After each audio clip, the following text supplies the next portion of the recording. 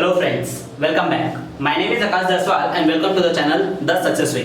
तो जैसा कि आप लोग जानते हैं कि नीट और जेईई के एग्जाम्स का डेट दे दिया गया है। तो नीट और जेईई के एग्जाम्स जब भी हो, चाहे पोस्टपोन हो चाहे नहीं हो, पर फिर भी हमें रिवीजन करते रहना है। तो आज फिर आप लोगों के लिए एक और शॉर्ट ट्रिक का वीडियो लेके आए इंटीग्रेशन के लिए। मतलब कि इंटीग्रेशन के एक और टाइप ऑफ क्वेश्चन का शॉर्ट ट्रिक का वीडियो लेके आए, जिसे आप लोग विद इन 2 सेकंड में अपने कॉम्पिटिटिव एग्जाम्स में आंसर्स को लिख सकते हैं जब भी आपके पास इस तरह का कुछ क्वेश्चंस हो। तो बेसिकली अगर देखा जाए तो इस तरह के क्वेश्चंस को अगर हम लोग को सॉल्व करना होता है और नॉर्मली ट्रेडिशनल मेथड से सॉल्व करना होता है, तो हम लोग क्या करते हैं, लिखते हैं dividing numerator and denominator by cos square x। मतलब कि न्यूमरेटर और डिनोमिनेटर को क्या करते हैं, cos स्क्वायर x से डिवाइड करेंगे एंड देन फिर हम लोग इसको सॉल्व करके इसका आंसर निकालेंगे।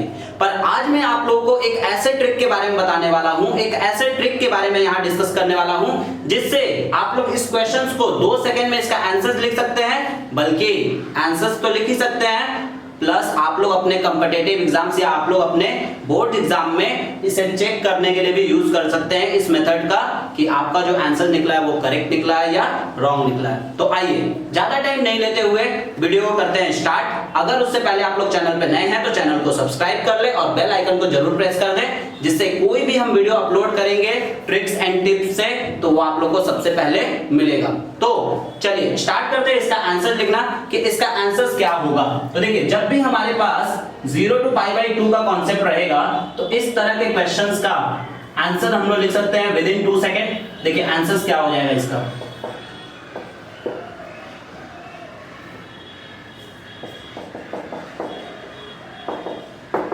डन। आंसर हो गया हमारे पास 5 4 जा 20 और 40। ये हमारे पास हो गया आंसर π/4, ठीक है, π/40।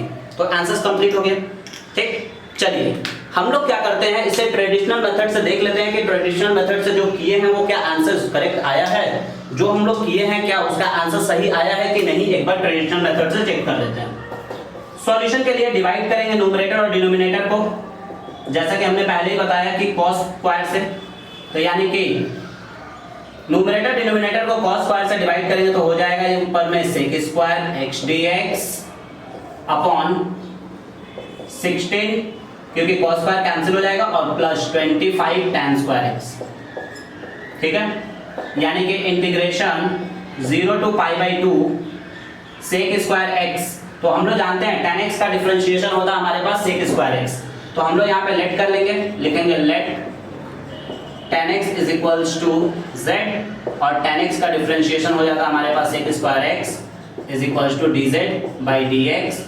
दैट मीन्स हमारे पास आया sec square x dx is equals to dz।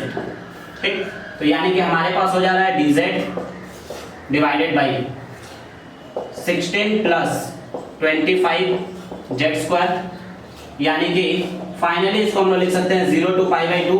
यहां से हम लोग क्या करते हैं, वैल्यू भी निकाल लेते हैं डिग्री का। तो यानी कि अगर हम लोग रखते हैं 0 x के जगह पे, तो tan 0 का वैल्यू क्या होता है, sin 0 का वैल्यू होता है हमारे पास 0, और cos 0 का वैल्यू होता है हमारे पास 1। तो यानी कि tan 0 का वैल्यू हो जाएगा हमारे पास 0, और tan 90 का वैल्यू हमारे पास हो जाता है इंफिनिटी, क्योंकि sin 90 का वैल्यू होता है 1 और cos 90 का वैल्यू होता है 0। तो यानी कि जब हम लोग इसमें रखें 0 तो हमारे पास आया 0, और हम लोग रखें 90 तो आया हमारे पास इंफिनिटी, यानी कि z का इंफिनिटी। तो जो हमारे पास ये लिमिट है वो लिमिट शिफ्ट हो जाएगा 0 to infinity dz divided by, हम लोग लिमिट को यहीं पे शिफ्ट करेंगे 16 प्लस 25 है। एक काम कर सकते हैं हम लोग, यहाँ से कॉमन ले लेते हैं 25 को, तो हमारे पास आएगा z स्क्वायर प्लस 16/25। अब यहाँ पे हमारे पास सम स्टैंडर्ड इंटीग्रल्स का फॉर्मूला यूज होगा, वो हो जाएगा हमारे पास 0 to इंफिनिटी 1/25 को बाहर निकाल दिए, ये हो गया हमारे पास dz divided by z square plus 4/5 का होल स्क्वायर।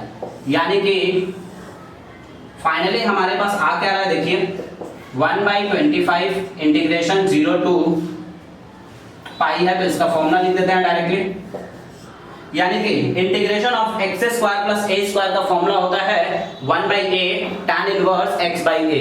तो यानी कि हम लोग यहाँ पे लिखेंगे 1/a, यानी कि 1/a है हमारे पास 4/5, यानी 4/5 tan इनवर्स x/a, यानी x/a बोलने का मतलब z/4/5, और यहाँ पे 0 to infinity। चलिए यहाँ पे हम लोग के पास आएगा, बाहर निकल जाएगा 5/4 इंटू 1/25, और अंदर में हमारे पास बचा है tan inverse 5z/4, 0 to infinity, यानी कि 5 से कट गया हमारे पास 5 बार में, यानी 1/20 इंटीग्रेशन ऑफ।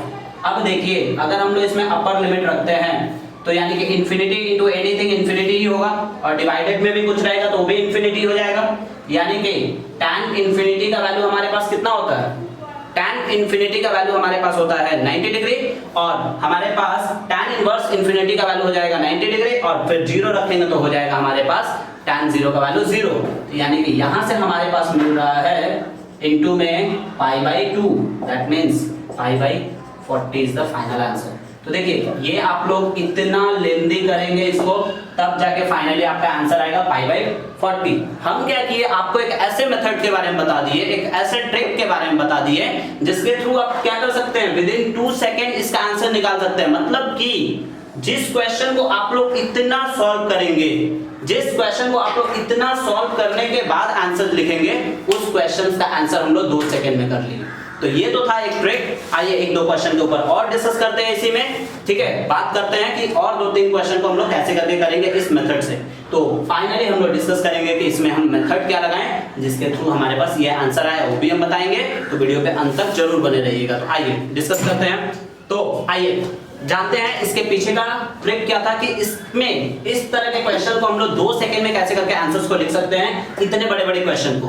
तो आपको हम इसका ट्रेडिशनल मेथड बताया कि ट्रेडिशनल मेथड से सॉल्व करने में हमारे पास मिनिमम इसको देखा जाए तो कम से कम 4 मिनट से 5 मिनट का समय लगेगा इसको ट्रेडिशनल मेथड से सॉल्व करने पे। पर आपको हम जो ट्रिक बताएंगे उस ट्रिक के थ्रू इसका आंसर हम लोग निकाल सकते हैं सिर्फ और सिर्फ 2 सेकंड में। तो हम यहाँ पे अप्लाई क्या किए हैं, कौन सा मेथड अप्लाई किए हैं, मेथड देखिए, ठीक है। फॉर्मेट इसका जो है मेथड, हमें सिर्फ और सिर्फ कॉन्सेंट्रेट करना है 2 चीजों के ऊपर। 0 to π/2 अगर दिया हुआ है और dx डिवाइडेड बाई हमारे पास लिखा हुआ है a² cos² x plus b² sin² x। अगर इस तरह का फॉर्मेट दिया हुआ है तो जब भी हमारे पास इस तरह का फॉर्मेट रहेगा, इसका आंसर हम लोग कैलकुलेट करने के लिए लिखेंगे पाई डिवाइडेड बाई 2ab, बस खत्म। पाई डिवाइडेड बाई 2ab लिखेंगे, पाई डिवाइडेड बाई 2ab से इस पूरे क्वेश्चन का आंसर मिल जाएगा। जैसे कि आप लोग देखिए सेकंड क्वेश्चन में हम लोग कैसे करके किए हैं, ध्यान दीजिएगा। सेकंड क्वेश्चन में हम लोग किस तरह से करके इसका यूज करेंगे, सेकंड क्वेश्चन में इसी फॉर्मूला के थ्रू हम लोग आंसर्स कैसे निकालते हैं देखिए। तो हमारे पास a दिया हुआ है 11, तो यानी कि हमारे पास a² का वैल्यू दिया हुआ है 11, यानी कि a का वैल्यू हो जाएगा √11, यानी लिखेंगे पाई divided by 2 into √11 into 49 is the 7 का स्क्वायर, यानी कि 7, यानी कि हमारे पास आया पाई डिवाइडेड बाई 14√11। ये हो गया इसका आंसर कंप्लीट। सोचिए कितना कम समय लग रहा है इससे। तीसरे वाले क्वेश्चन को भी देख लीजिए, इसी तरह से है, यानी कि पाई डिवाइडेड बाई 2 इंटू 11 इंटू 4, यानी कि पाई डिवाइडेड बाई 22 4 जा 88 आंसर है। तो ऐसे करके हम लोग सॉल्व कर सकते हैं इस तरह के क्वेश्चंस को अपने कॉम्पिटिटिव एग्जाम्स में, अपने कंपटीशन एग्जाम्स में इस तरह से हम लोग करके सॉल्व कर सकते हैं ऐसे क्वेश्चंस को, और बहुत ही कम समय में हम लोग इसका यूज कर सकते हैं। बहुत ही कम समय में हम लोग आंसर्स को टैली कर सकते हैं, आंसर्स को मिला सकते हैं अपने ऑप्शन से। तो आज का इस सेशन में हम लोग इसी के बारे में डिस्कस किए। आगे और भी बहुत सारे ट्रिक की वीडियो हम आप लोग के लिए लाते रहेंगे, तो आप लोग चैनल को सब्सक्राइब करें और इसे जितना हो सके उतना शेयर करें। Thank you.